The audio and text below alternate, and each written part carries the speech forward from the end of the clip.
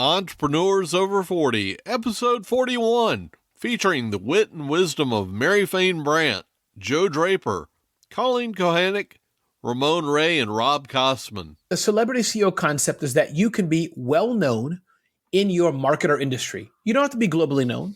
You don't have to be worldwide famous, but you can be well known in your slice of the world. So if you're a plumber in a small town in Dallas, Texas, you may be well known in that area because you give cookies to all the kids after a plumbing job in the home, whatever it may be.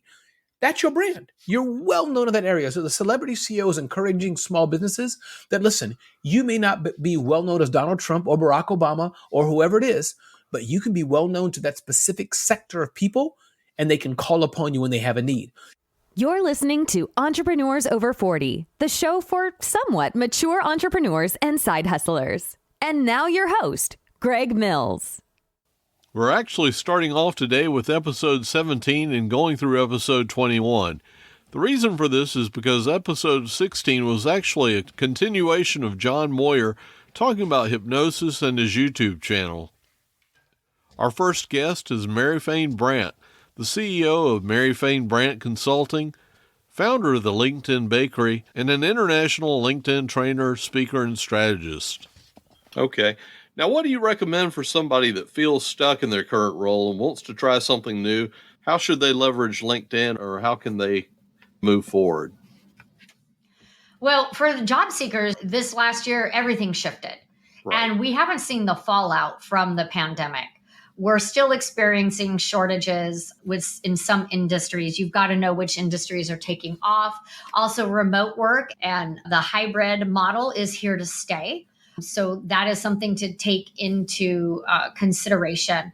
If you're thinking of pivoting, you need to take inventory of what you're passionate about in the professional sense and where your skills lie. There's some simple exercises that I go through with my clients. Here's one. Text 10 people and ask them what makes you fabulous. Don't give them any context, right? Just ask them what makes you fabulous. Are you a problem solver?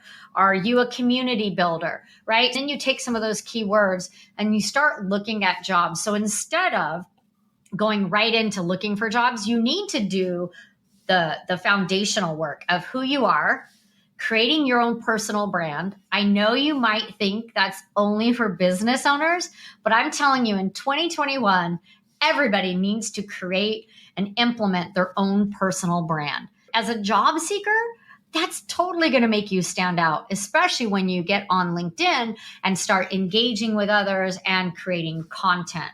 So create a personal brand and start growing your network, because your network is probably where someone's going to introduce you to someone that knows the company that's hiring or knows the hiring manager or hears from another group of an opening that is perfect for you. I'm a company of one. Should I even bother with a LinkedIn company, or just use my personal profile? And if so, how should I even use the LinkedIn company? So I always recommend that even the solopreneur, so you have a personal profile on LinkedIn, and let's establish the difference. A personal profile is yours. It belongs to one person. It should have your headshot. It should not have the logo of your company. LinkedIn, that goes against the terms and conditions. They want the personal profile to be personal. So it needs to have your headshot and information about you, because we want people to connect with you, the person. A lot of people do that. They'll put the logo up. And you shouldn't do that, because at some point LinkedIn will start monitoring and they can shut it down, and then you've lost everything. So your headshot should be just a clear headshot. You should be smiling. It should be a current headshot, so you look like the person that you are in person. Forget vanity. I had a colleague post the other day, hey, I just updated my headshot. It's been like 5 or 7 years. He's like, I've lost some hair. Some of it's gray. I didn't look like the old headshot. He's like, pro tip, update your headshot. And I agree with that. You know, we want to be more relatable to the people we connect with. So your personal profile is personal, should have a headshot, should talk about what you've done, your experience section. You should have a robust about you section. Your company page is an extension, right? So that is the company page. You can have your logo. You can put the articles up there now. They allow you to write articles on company pages, which can really help you drive traffic through Google. That's a whole nother training session. But I do want to say they have updated the company pages where you can have call to actions like sign up for my event, register for something, visit my webpage, get more information. But company pages are still a little blah. They don't get a lot of traction. There are ways to build your followers, but it does take time. How do you advise going about building a brand on LinkedIn? So you really need to know who you are, what you value. Mm-hmm. So I value time.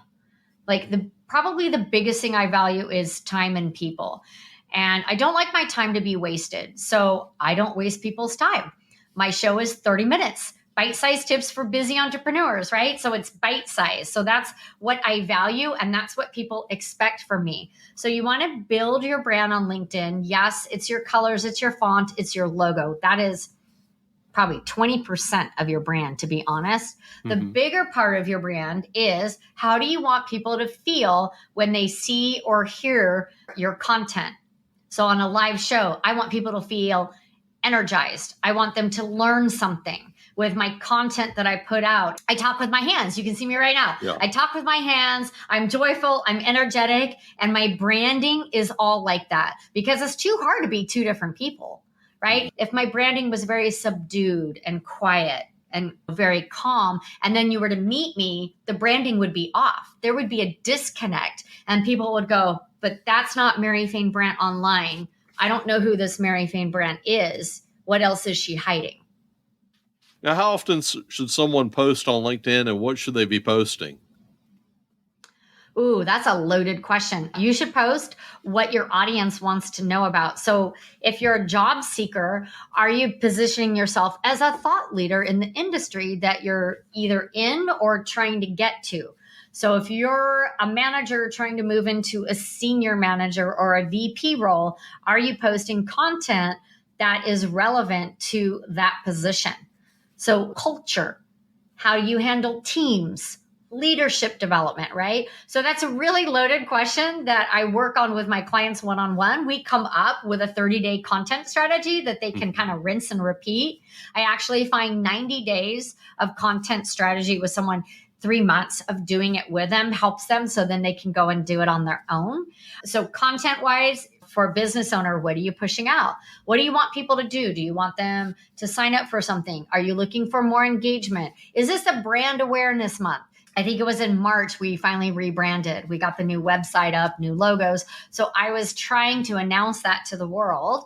So I was sharing, hey, did my new website. Hey, can you jump over there and make sure there's no typos? Because y'all know I'm dyslexic and I've read this thing 10 times. So I think one of the mismarked on LinkedIn with content is people aren't humanizing it enough. They're thinking above the level or they're overthinking it. Have some fun with it and humanize it. I always say H to H, human to human. There's a person behind the profile. There's a person reading your content. Talk to that person. Don't overthink it. Make it more conversational. So that is like one tip. As far as how often, again, that changes for what are you working on right now? What is your goal for LinkedIn? Is it brand awareness? Are you trying to get your name out there? I always say, if you're just starting off, post twice a week. You want a little more, post 3 times a week. It's not Instagram. You don't need to post daily and you don't need to post twice a day. They actually say if you've created content and it's getting a lot of engagement and a lot of reach, they say don't post until it starts to die down because then you're going to take away from it. But it just depends what you're doing. Right now with LinkedIn Remastered, last week we were posting every day about this to get people to sign up and to tell them instructions like, hey, you're going to be getting emails, join the group. So it really depends on what you're trying to accomplish. Our next guest is Jo Draper from Australia. She's the owner and founder of Live Virtually. She brings fun and magic to CANVA graphics and documents for course creators and coaches, as well as runs a virtual consultancy. Now, you've mentioned the 7 Chakras of Business, and I believe that is part of your Live, Love, Manifest program. Can you talk about that a little bit? Started out with 6 members, I didn't want to have a lot of members because I just wanted to put everything together and make sure that it was a viable product. So I've had 6 members now, and we're on week 10. We're on week 10. So basically it's 7 lots of 7. So because there's 7 chakras, there's 7 weeks. So we start off with the base chakra, which is your systems, your foundations, and like your legals and your insurance and, you know, all those things that you need when you start your business. And then we work up into the sacral chakra, the solar plexus, the heart, throat, third eye, and the crown. So each week I do a recording. So there's a module. So for this week, I've just got setting goals in alignment with your business. So I go through and do slides and a recording. We also do a group mentoring session once a month.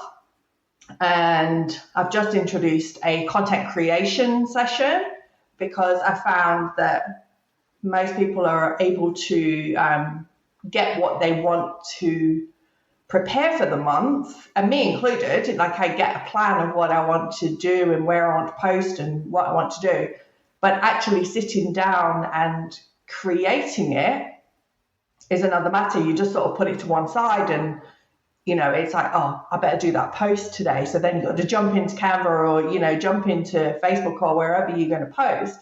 So we've actually got a 2-hour session, and that will be like Pomodoro. So it will be, you know, a 20-minute, do some work. I'll help them with anything that they need. So if anybody needs a tutorial on Canva, or it might be that they're doing email marketing and they need to know how to set up a template in their email provider.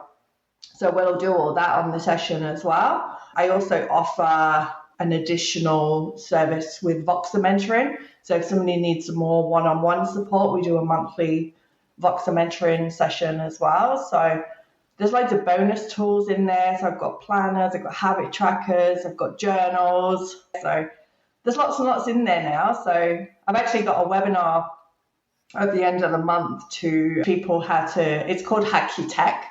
It's for, again, the spiritual women, to teach them how to create a very simple and easy text system that they can use in their business. So that might be a client onboarding system or using Google Workspace and Canva in their system. There's ways that you can use a very simple system, or you can have a very sophisticated system.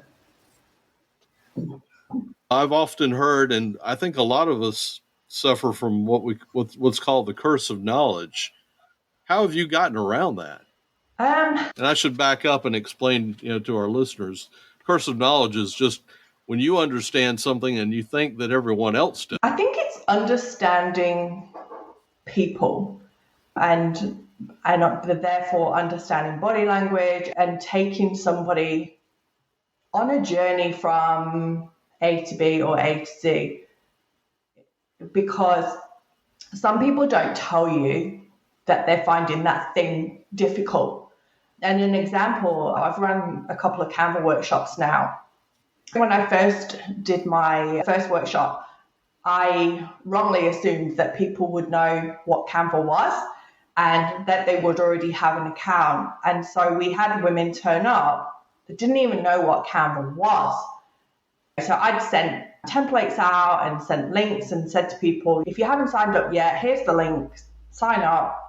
It's a free account. Here's the templates that you're going to need on the day. And then we get to the day and you go, okay, did you get the emails? Yeah, but I didn't know what to do with them. To the usual person, that's a really simple step. It's not that simple to some people. And I think patience is probably the biggest thing that you need to have. And if you don't have patience to sit with somebody and nurture that person on their education level, because you don't know if that person has learning difficulties or they have any other difficulties. So to be able to stop, take the time and go, okay, where are you at? And they've gone, well, I don't know what that is. So just taking them through the actual step-by-step process and of really breaking everything down sort of to the nth degree is probably the other side of the curse of the knowledge. Yeah, and I suppose nurture is a good word. Nurture who it is that you're educating. Now, I've used CANVA. I probably use a fraction of what can be done with it, but it seems to be a pretty good little program, and I'm using the free version. What are the differences between like the CANVA Free and CANVA Pro? The biggest things for people like me who work with lots and lots of different women, I can have all of their brand kits, so their logos, their colors, their fonts, all separately. So that when I go into, say I'm creating an email header, when I open up that email header, I would then change that brand kit to theirs. So we'll go with Greg. I'm going to open Greg's brand kit, and he's got Montserrat font, and he's got Arial. And then his colors are blue, green, yellow. And so I've got all those there very simply. And then I can use your font. So if I was using a template, I can then easily change the fonts, change the colors into your brand. There's a couple of things too. You can store a lot of photographs. So I've got like thousands of stock photography that I've purchased in there, plus like lots and lots of different folders. So I've got, for example, I've got a Live Virtually folder, and then within that, I've got my social media, I've got my membership, I've got my clients, and then within the clients, I've got subfolders for clients that I've worked with regularly, and then I've got another subfolder for ad hoc clients, and then within there, so it's very, very granular. The biggest thing for CANVA Pro is the background remover. So say you've got a photograph and the wall behind is like just really distracting or something, you can actually remove the background and just have the person, which is really good for like Facebook headers or your Facebook banners where you've got an event. To be honest, I don't think it's that expensive for what it is. If you think how much Photoshop costs, it's not that expensive for what you actually get. Okay. Now, in your VA business, are you still focusing on? I still do quite a lot of one-on-one. However, moving forward, I am working on some workshops and courses and getting the membership, obviously, out there into the world now that I've had a few weeks with a few people. And so trying to move in the one-to-many, but still keeping in that very educational niche, so teaching people what they need to know in the simplest way possible. You also mentioned something just a little bit ago about people pricing themselves, and I know you've talked about people undercharging themselves with regards to price. Why do you think that is? I do it myself. I totally underprice myself, and I think most of us do. I think price is more about value. So what are you paying for when you hire me? Well, you're paying for 30 odd years of experience, plus you're paying for my knowledge of all of these platforms. Realistically, it shouldn't matter if something takes me 30 minutes to create. It's not 30 minutes. I think we still trade time for money. And that's one of the things that I'm trying to get out of is to stop trading time for money, because we still charge on an hourly rate rather than per package. Actually pricing ourselves. And I suppose it comes down to how much you want to earn, for your year, what's going to be comfortable for you, what do you need? You need to pay the mortgage, and you need to get shopping and pay your rates and all that stuff. So how much you actually need, what's the buffer on top of that? how many hours do you want to work per week? How many clients do you want to work with? And what does that look like? And then, taking that hourly rate, if you like, but then creating packages around, well, what do I offer?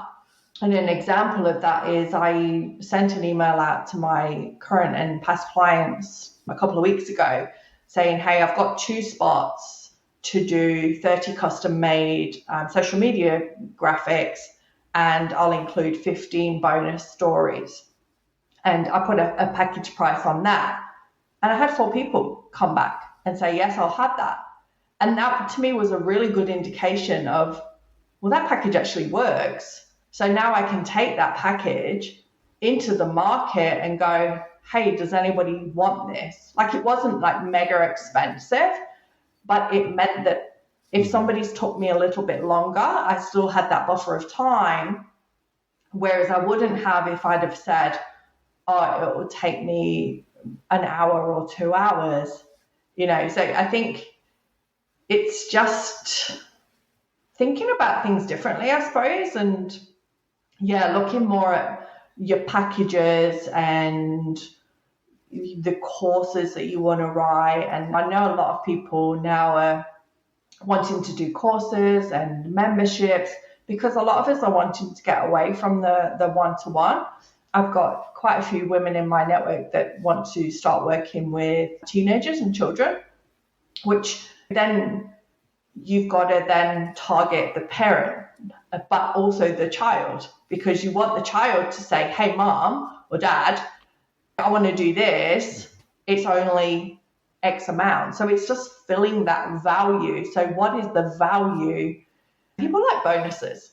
So when you do stuff and you've got a package, what are the bonuses? So the bonus for me could be, okay, you get a 30-minute session with me where we go through what your issues are, and I can then point you in the direction of what you need. So it might be somebody joining my membership. I would suggest you start with this module, and this module, rather than them going in there and going, oh my God, there's so much content. So it's just, I suppose it's just a different way of looking at what we offer, but not being afraid to try things and just going out there and going, hey, what do you think about this? And asking your audience. I saw in Facebook this morning, somebody was going on and said, oh, is $55 too much for posting or creating images and posting content for somebody for a week? There was like 150 comments and almost every single one of them said it's too cheap. I'm like, no way, because that's going to take you so long to do, especially if you're doing it for somebody. Then you've got to go and find their images, you've got to find their colors, you've got to get their content, and you've got to know how to write in their voice if you're going to start writing captions for people. Colleen Kochannek was episode 19, and she talked about how she helps women from the typewriter generation become successful laptop entrepreneurs. I was laid off fairly unceremoniously with 10,000 colleagues in a major kind of industry downturn. And, I just had kind of had enough of the corporate world. I'd had enough what I call death by PowerPoint presentations in conference rooms. And I just decided to start my own online business and thought, how hard can it be? After all, I have all this experience. And of course, on day 2, I was like, oh, holy heck, what have I done? I have no idea what I'm doing.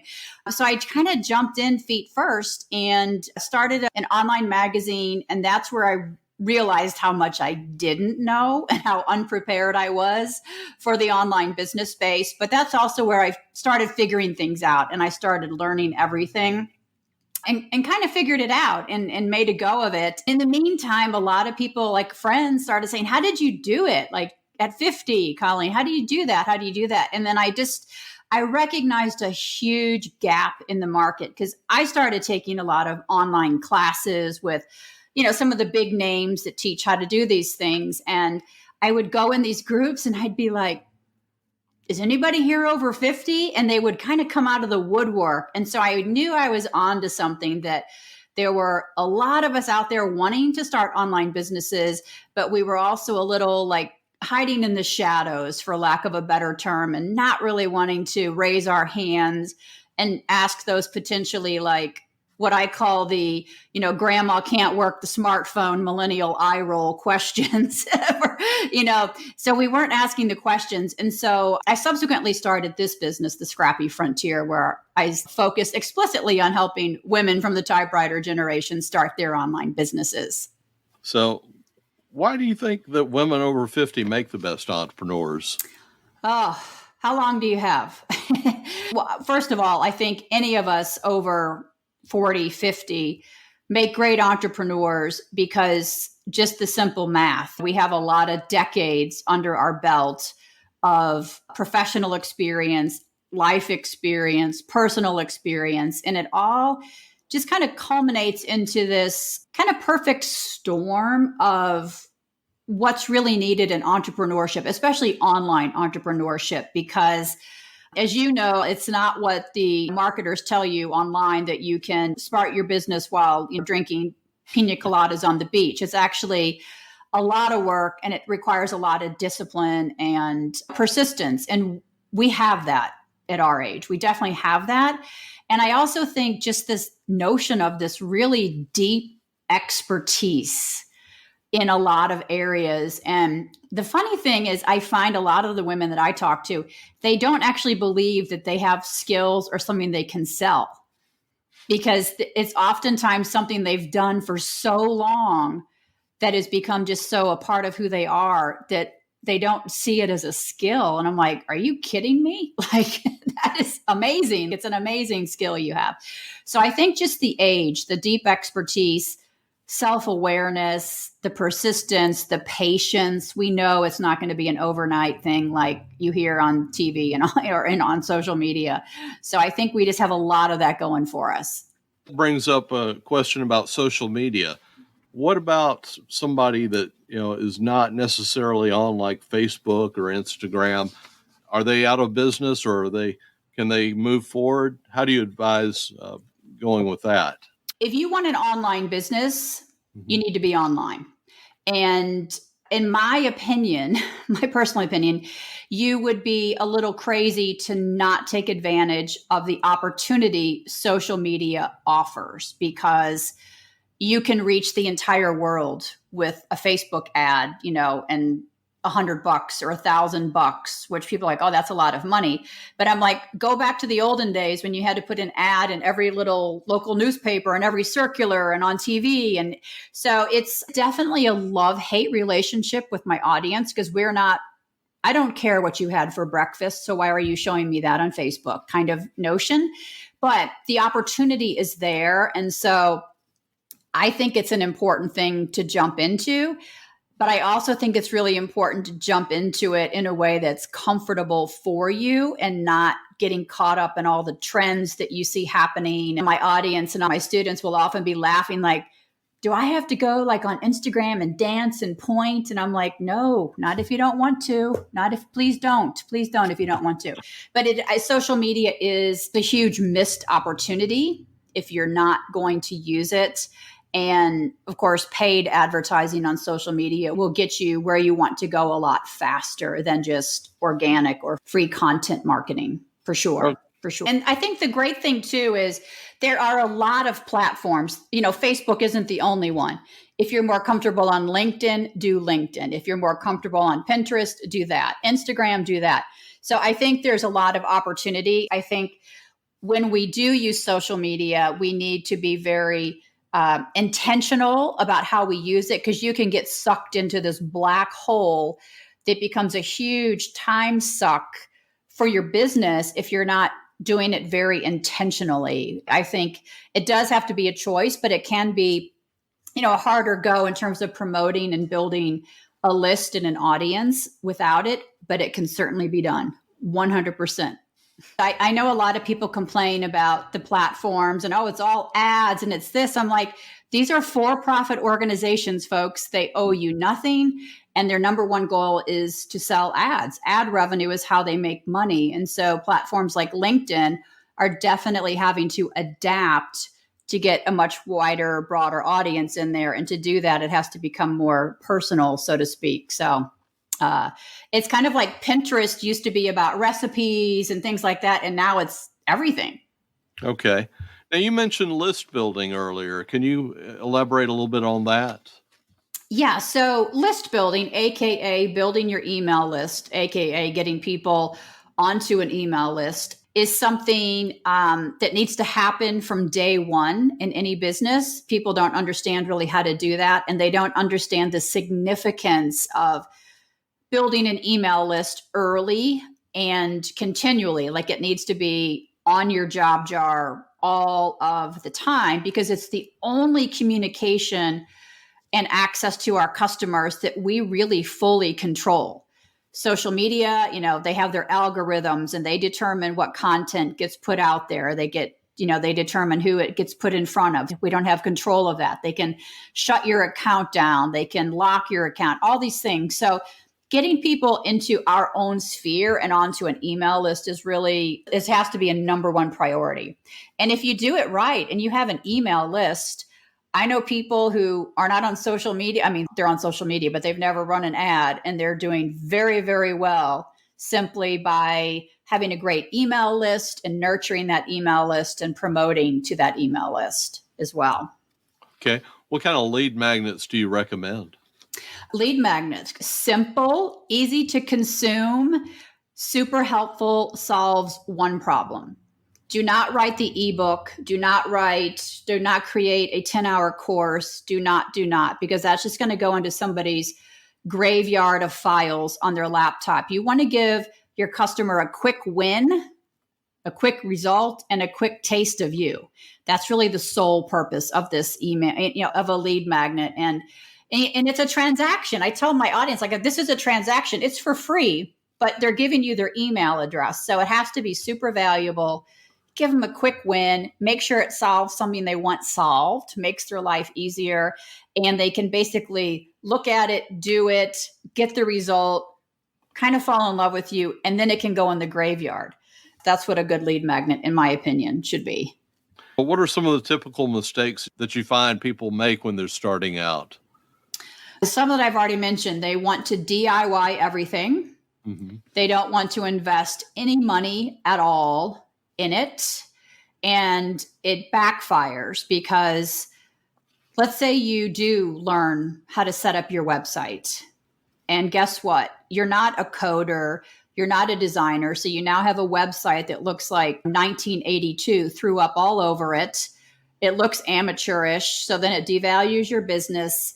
So this notion of not wanting to invest anything in your business is a real problem. It's not business minded. It's maybe more hobbyist, and there's a big difference. So trying to DIY everything takes too much time, and you can't be great at everything. So it's going to show for sure. I think another mistake is not managing expectations. Actually believing the gurus that you can work from the beach drinking your pina colada and make money while you sleep. It's not going to happen. I mean, eventually it could happen, but it's not going to happen until you put in the work. So you have to come at it with that. It takes a lot. The learning curve is steep. It's really steep. So you have to be in it for the long haul. I see a lot of people get in it. It's like, I've been doing this for 3 weeks and it's not working. And I'm like, 3 weeks. And so we have to give it a fair shake. Another thing I see kind of along the same lines are people who kind of jump from like magic bullet to magic bullet because they're looking for something to grasp onto, which I totally get because that learning curve is steep. But I think if you can settle onto one thing that you want to do, give it 6 months. And even if that idea doesn't work, you've still learned how to do all the things. So, but you have to give that idea a fair shake. That's a huge mistake I see, but definitely the not wanting to invest any money.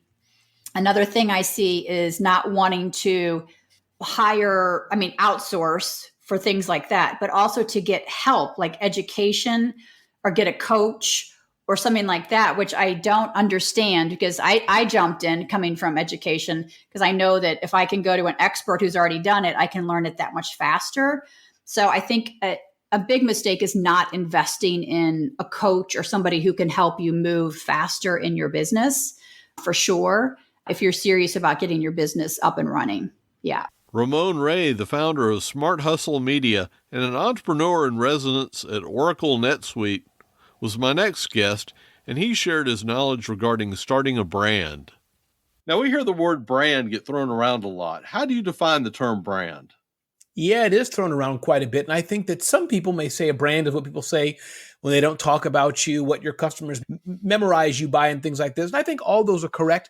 I know for me, Greg, really what's important for me is I think, what do people know you best at? I know for me, a lady came up to me after an event and said, Ramon, I know you like burnt pancakes. I was so honored because she thought it was like a negative. She's like, I hope you don't mind. But I said, no, I talk about my love of burnt pancakes and bacon every 2 weeks. I cut it down from every week. So I'm glad that that's clearly you've been in the Ramon funnel enough to know that's what I like. So yeah, for sure, Greg, I think that a brand is important. What do people know of you as? And I think if you don't have a brand and people are like, Ramon, don't really know what he does.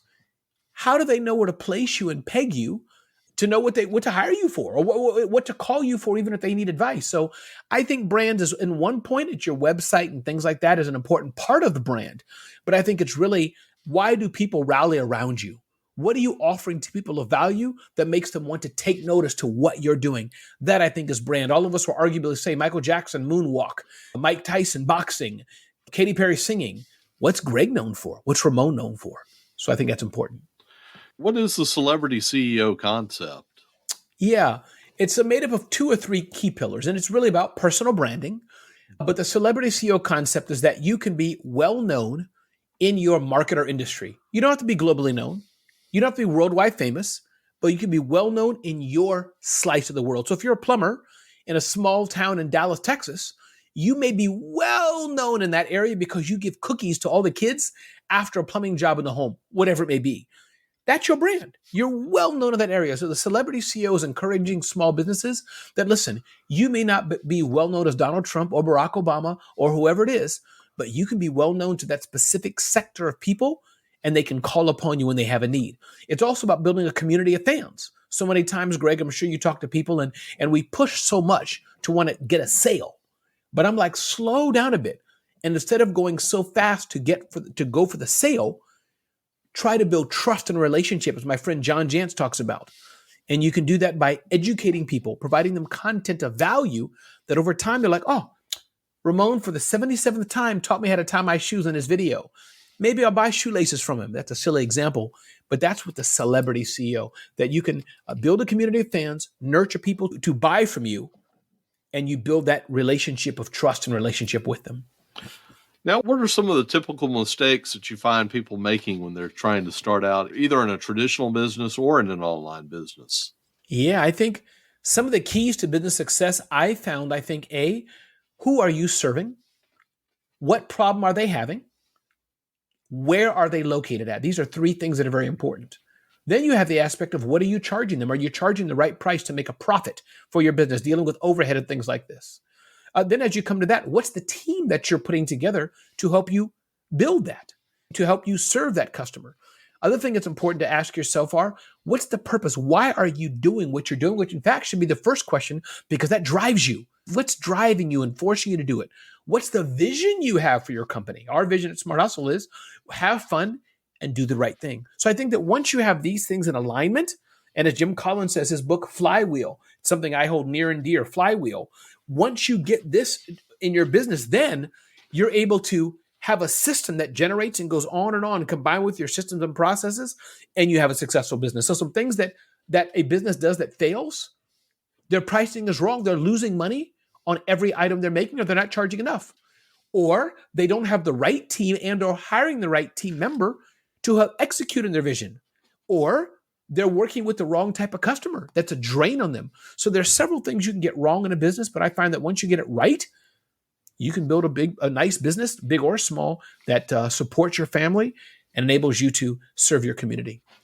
Rob Cosman was my final guest on episode 21. He has managed to sell online via Amazon and Home Depot, as well as run his own e-commerce business, despite living in Costa Rica as an expat. Now let's switch gears a little bit here, and I'm going to kind of throw both of these out. You mentioned online arbitrage as well as Amazon. Can you walk us through those? Sure. So I sell on Amazon, and I use a method in the biz. We call it online arbitrage. So it's really just flipping, reselling. You're flipping stuff. So what I do is I'll go to a website like Walmart, and I'll find a Lego set that's maybe on sale, and I'll buy it. And then what I do, because I'm here, I have a ship. So I have a lady who works for me in Toronto. I'll have it shipped to her, or I have a couple prep centers. So there's businesses out there that will prepare your products for you. So I use 2 of them in the States, another one in Canada, plus my helper. So I order the stuff. It arrives to, let's say, the prep center. They'll inspect it, make sure it's not damaged and everything. Then they'll create a shipment in my Amazon Seller Central, like my back end. And then they put it in a box and they ship it into Amazon for me. And it sits there until someone buys it. So someone goes on and they're looking for this Lego set. It's a Star Wars Lego set, let's say. And they look at it and they say, oh, it's, $199 and it's Amazon Prime, and they add it to the box. Most people, you'll look and you'll see sometimes it's shipped by Amazon, sold by Amazon. Sometimes it's shipped by Amazon, sold by Rob Cosman. But a lot of people don't really notice that. And so that's what I do. There's kind of 2 main methods. Either I'm buying things at a discount and trying to sell them at kind of the normal price, or I'm buying things usually at like a normal price and selling at an inflated price, either due to demand and supply. It's hard to find some stuff that's like particularly Lego sets that might be retired, or harder to find shoes and boots and things like that. Okay. Now, do you use any type of special software or things to track deals, or how does that work? I use tons of it, but just starting out, it's really simple. So one thing is there's this one little software, and if anybody shops on Amazon, this is going to change your life. It's called Keepa, Keepa, Keepa.com. So it's a Chrome plugin for your Chrome browser. And what it'll do, there's a free and a paid version. The paid version is like €15 a month. That's what I have because it shows me a sales rank. But what this does is it will show you the historical price of that item over time. And then you can set an alert. So if, for instance, you're looking to buy this PlayStation and it always sells for $300, but every once in a while it drops to $250, you can set an alert to say, hey, send me an email when it drops to $250. And it'll send you an email. So Keepa plugs into the data from Amazon through like their back end, and it's always pinging it. It's gathering historical pricing, and it's also gathering what they call a sales rank. So if you look at a listing, it'll tell you what a sales rank is, and it's a number anywhere from like 1 to like millions. But depending on it, say if I look at a toy and it has a sales rank of 2,000, I know that's probably selling this time of the year. Maybe it's selling 50 units a day. So there's data available using like Keepa to help me make these decisions. Like, okay, this normally sells for this after the Amazon fees, how much money am I going to make on it? And how quickly would that probably sell? So that's one tool that I use. And another one is one called AZ Insight. And it's another Chrome plugin. When I look at the Amazon listing, it pulls up this little calculator, and I put in my buy cost. So it pulls in what the current selling price is. I put in the buy cost, and it shows me my profit margin, my ROI right there. It pulls in all kinds of data as to how often, historical pricing, what's my break even, all those calculations right there. So literally, I can look at a Lego set, look it up really quickly on Amazon, and put in my buy cost and show me right there. Okay, will I make the threshold of how much I want to make? Great. And then the sales rank, well, how often will it sell? Okay, I'll buy 3 of them. I'll buy 10 of them. I'll buy 20 of them. I'll buy 100, right? Mm-hmm. Now, what category do you recommend somebody just starting out to focus on? When you first start out, you're going to be gated, is what they call it. You're not going to be allowed to sell every type of brand or product. Some of them are going to be gated forever. Others require you to find a good wholesaler, a correct wholesaler to get ungated. Others will just open up over time. I mean, your brand new account, Amazon's not going to trust you to sell Nikes because they think you might send in fake Nikes. So when you first start out, probably home goods is what you're going to have, like coffee makers and things like that. You might be able to start with, but really it's about just scanning. So you download the Amazon Seller app on your phone. It's for free. I have a paid one called Profit Bandit, but you can just use that. And literally you just scan items. You go up to them, you look at the barcode, you scan it, or you look up the barcode on the website and see if you can sell it. but you're going to be gated in toys for the first bit. If you can get ungated there, toys are good. But I would start probably with home goods, are usually pretty decent. A lot of people recommend starting with books around your house, just looking and see what books you have. I mean, Amazon is a book company. That's what it started with, right? So used books, that probably cost you no inventory. Just go and start scanning what's in your house and sell it.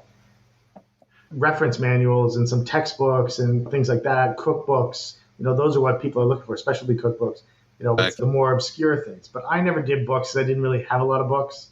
And books are too much, for me, it's just too much time. I was starting with the thrifting, you scan a bunch of books and, I just wanted to be more efficient. So I kind of jumped the books and went straight to arbitrage and buying brand new items and flipping them. Okay. Now, are you selling any physical products that you are sourcing not via the online arbitrage like you had started with the vitamin supplements? Are you doing any of that now? No, so I do have another business with my father where we have our own e-commerce website and we make some home good products. He manufactures those and we sell those on, multiple channels like Home Depot and House and places like that. So, but he makes it instead of me going and get a Chinese manufacturer, he's the one that manufactures it. And, we do reclaimed wood products. So he makes those and then ships them out. I handle all the back end. I handle the customer service calls. We don't get that many, but, I get people that call and have some questions and, I'm okay to talk to and I can chat with them on the phone. And, it's usually, people like, oh, I'm, confused about square footage and, can you help me through this calculation and stuff like that. So we still do that, but Amazon's not our main channel for that. Home Depot and our own website are the main channel for those businesses. I don't do any of the kind of traditional private label stuff that people advertise. Now with Home Depot, how do you get started with that? And do they do like a fulfilled by, well, we'll say fulfilled by Amazon, but fulfilled by Home Depot, or do you have to handle the shipping? Yeah, so we do the shipping. We do a drop shipping. So they pay for the shipping. I get the orders, and then we slap their labels on it. But it's a drop shipping. Yeah. So then they don't carry the inventory. We're not available in store. It's only online. But how I got there, so that business kind of evolved. It's funny. We started with Etsy. We were doing reclaimed wood products. I saw something on HGTV, and I said to my dad, "Can you make that?" And it was like a reclaimed wood light thing. He's like, "Yeah, I can make that." So we started doing that, and then we were doing some iPad holders out of reclaimed wood, and we're getting some good traction on Etsy.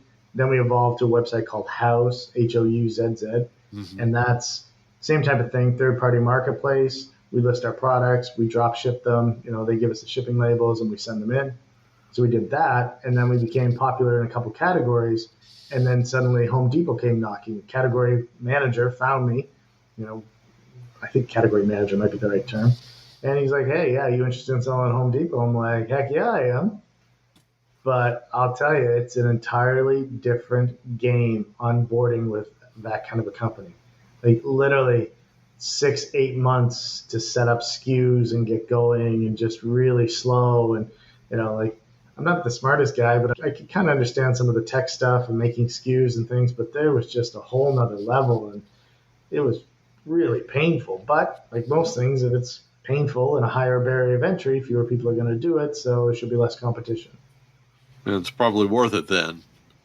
Exactly. So, okay, let's talk a little bit about your podcast. Sure. It's called Selling from the Beach.